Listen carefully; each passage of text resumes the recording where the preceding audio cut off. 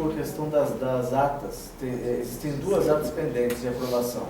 Aquela que foi feita um dia que nós não estávamos, né? Nós dois estávamos ausentes, ficou pendente de aprovação do texto final. E a ata da última reunião, como ficou isso hoje? Pois não. Então, a deliberação número 4, assunto. Na ata de novembro de 2015, constam indevidamente como conselheiros algumas pessoas que não possuem essa qualificação. Correção da ata, retirando os nomes que já foi retirado pelo senhor Milton, das pessoas indevidamente apontadas como conselheiros. Não houve má fé, é que o conselho ainda está, o conselho antigo, e tem pessoas que já foram indicadas para o novo conselho. Então, essas próprias pessoas se identificaram na hora como conselheiros, então consta como conselheiro, mas ainda não eram conselheiros, não são conselheiros. Então, isso aí foi uma conversa e foi resolvido. A deliberação número 5. A prestação de contas do segundo quadrimestre de 2015. Decisão. Deverá constar em ata a ser encaminhada para o Tribunal de Contas que a apresentação de contas não foi aprovada pelo Pleno do Conselho. Também com relação à ata, então são essas duas, constar na ata de novembro, a deliberação número 7, ata de novembro, decisão. Se a ata foi encaminhada ao Tribunal de Contas antes de passar pela leitura e aprovação do Pleno, ela deverá ser considerada inválida. Foi também isso resolvido. Também, com relação à ata de novembro, a deliberação número 9 do Pleno, deverá conter todas as alterações propostas para ser considerada aprovada. E também aparece numa deliberação que a resolução do Conselho, falando sobre a não aprovação das contas, deverá constar dessa ata na íntegra. Já está pronta a redação dessa ata? Tá. Tá? Podemos ler então? Acontece o seguinte, hoje, devido a essa ata, uma ata que tem mais ou menos umas 6 folhas, umas 6 páginas. Quer deixar para a próxima então? Prefiro deixar para a próxima, porque hoje um atraso, a gente acabou montando a mesa só comigo e com a Solange, né? Os atrasos justificados, etc. Mas nós acabamos deixando de fazer a leitura por esse motivo. Mas a ata, como sempre, é passada pelos senhores conselheiros. Quem está no nosso e-mail recebe, para dar uma olhada e tiver qualquer alteração, por favor, nós queremos fazer o mais democrático possível. Quero passar então a palavra à Júlia. Então, Júlia, 5 minutos. É só uma dúvida que me perguntam, aí eu queria tirar a dúvida para poder responder. Esse mutirão de saúde, ele é aberto a não munícipe ou é só munícipe? Só munícipe. Mas lógico, você não pode parecer uma pessoa lá, você não que pode estiver acompanhando, quiser aproveitar. Agora, horário de médicos, expediente, no posto de saúde, em alguns postos, tem o horário doutor tal, parte da manhã, tarde e os dias.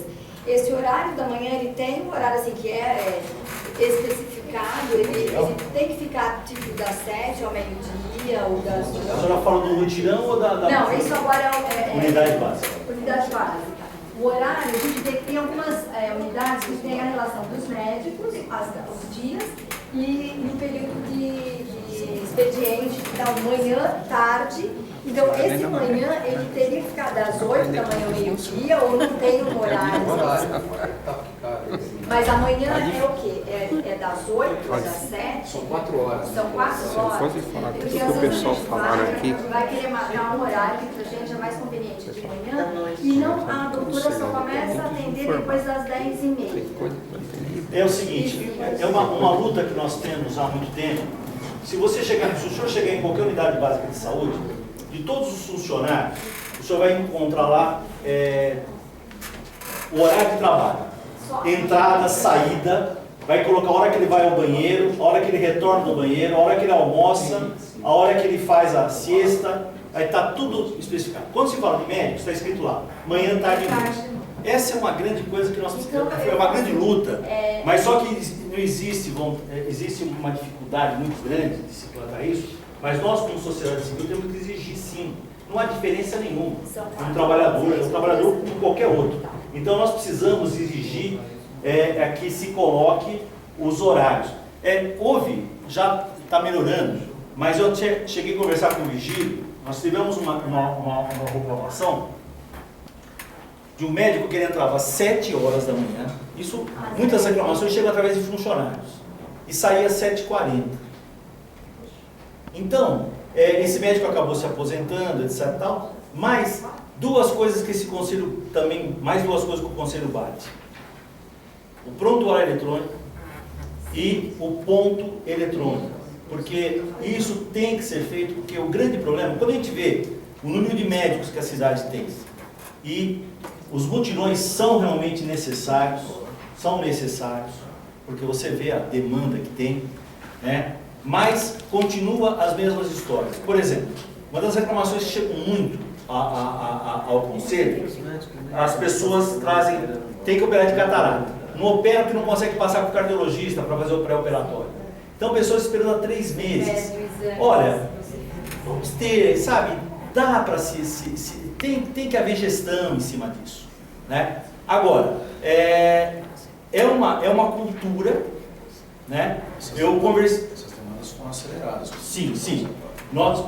Mas acontece que a gente gostaria que isso, doutor, fosse feito com a equipe que se já tem, né? Apesar que é uma cultura, né? Eu conversei outro dia com uma médica e já essa cultura não é, a cultura já vem, é cultura, vem de gestões anteriores, etc. Tal. Ela me falou o seguinte, que eles perguntaram para ela: nós estamos precisando do seu serviço? Eu não tem horário. Eu falei: você escolhe horário. E faz 1, 2 horas, vem um dia. Quer dizer, então, nós temos que acabar com isso. Nós pagamos. Se paga pouco ou paga mal, se aceitou, então tem que se cumprir horário. Né? Bom, a palavra com a doutora Karina. Meu nome é Karina, eu trabalho junto com o Dr. Jesus lá na Secretaria de Saúde, faço parte da equipe técnica dele, não sou médica, sou advogada, e eu gostaria de estar apresentando aqui algumas ações, compartilhando com vocês algumas ações que a Secretaria de Saúde vem desenvolvendo, né?